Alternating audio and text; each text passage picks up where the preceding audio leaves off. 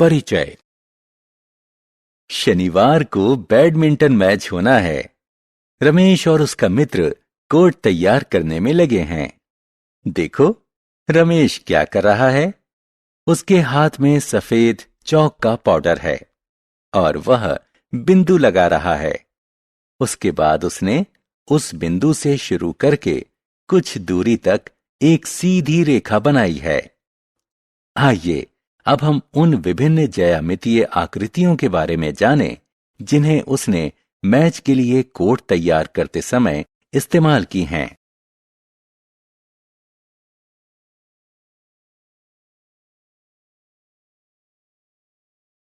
उद्देश्य। इस पाठ के अंत में आप निम्न करने में सक्षम हो जाएंगे: बिंदु को परिभाषित करना, रेखाखंड को परिभाषित करना, रेखा और किरण को परिभाषित करना, समानांतर और प्रतिच्छेदी रेखाओं का वर्णन करना, कोण की पहचान करना।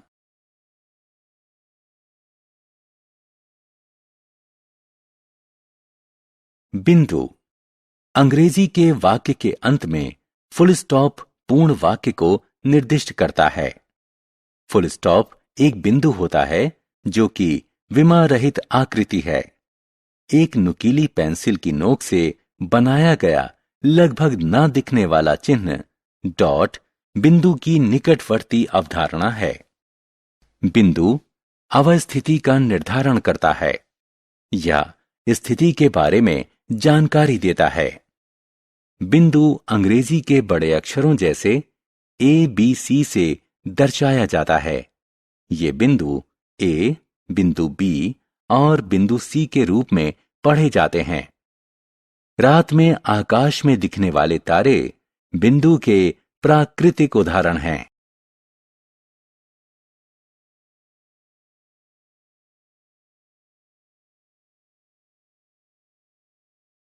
रेखाखंड।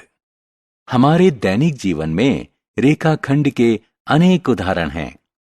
मेज की core, black board, pencil box, पैमाना या लंच बॉक्स एक रेखाखंड हैं।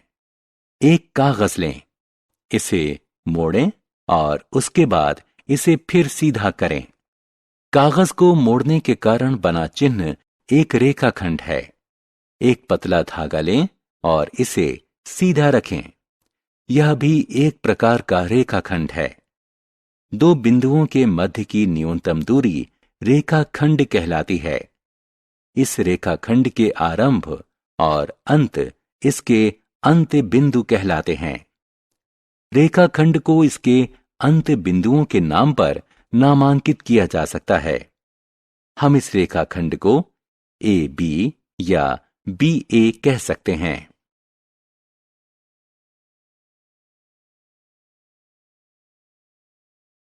रेखा। जब किसी रेखाखंड के अंत बिंदुओं को दोनों दिशाओं में असीमित दूरी तक विस्तारित किया जाता है, तब यह रेखा बन जाती है। कागज पर रेखा को निरूपित करने के लिए हम रेखाखंड के दोनों सिरों पर तीर के निशान लगाते हैं। आप इसे निरूपित करने वाले दो बिंदुओं के ऊपर एक लाइन बनाकर भी इसे निरूपित कर सकते हैं। उदाहरण के लिए AB। सामान्य रूप से रेखा एक अक्षर इत्यादि L, M, N से भी दर्शाई जाती है। हम रेखा या रेखाखंड को दो बिंदुओं से निरूपित कर सकते हैं। यह जानना भी रोचक है कि एक रेखा में अनंत बिंदु होते हैं।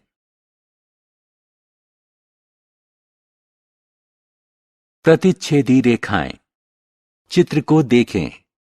जब दो रेखाएं एक बिंदु से होकर गुजरती हैं, तो उन्हें हम प्रतिच्छेदी रेखाएं कहते हैं।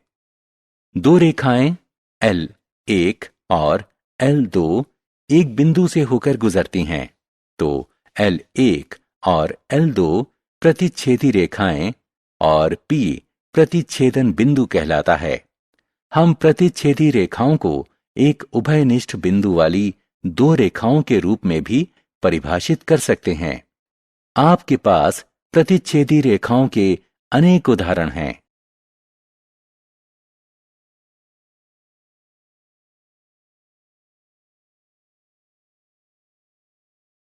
समानांतर रेखाएं एक प्रकार की रेखाओं का समूह जो एक दूसरे को प्रतिच्छेदित नहीं करती हैं।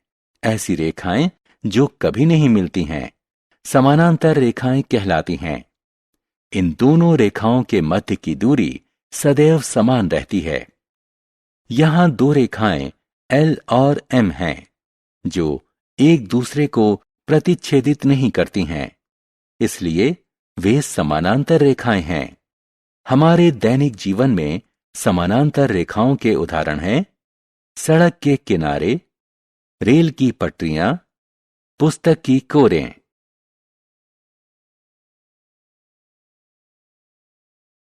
किरण को समझना। हमने रेखाखंडों के बारे में सीखा। क्या होगा यदि हम एक अंत्य बिंदु स्थिर रखें और दूसरे अंत्य बिंदु को विस्तारित करें? इस प्रकार निर्मित आकृति का कोई नाम क्या होगा? हां, इसे किरण कहते हैं।